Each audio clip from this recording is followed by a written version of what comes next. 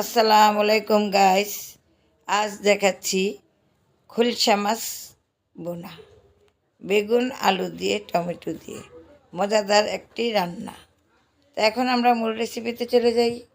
এখানে আমি মাছ লবণ দিয়ে হলুদ দিয়ে মেখে নিয়েছিলাম। পরিমাণ মতো তেল দিয়ে মাছটি ভেজে নিচ্ছি।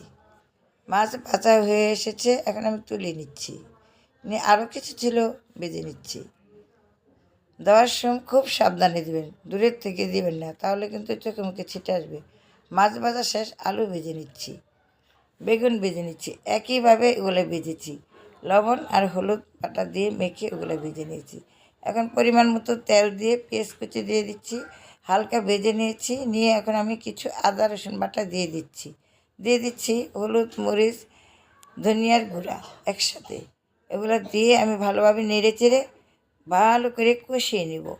কষানোর মধ্যে তরকারির স্বাদ দিয়ে দিচ্ছি পরিমাণ মতো লবণ। আপনি আপনার পরিমাণ মতো লবণটা দিবেন, দিয়ে ভালোভাবে কষিয়ে নেবেন। কষানো হয়ে গেছে, পানি দিয়ে নিচ্ছি। পানিটা বলক হয়ে এসেছে, এখন আমি মাছ বেগুন আলু সব কিছুই দিয়ে দিচ্ছি।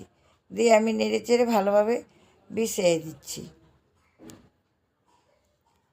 আপনি এইভাবে রান্না করে অবশ্যই একবার বাসায় খেয়ে ট্রাই করে দেখবেন যে কতটা মজা। যেটা খুবই মজা ওইটি আমি ছাড়ি, আপনাদেরকে দেখাই।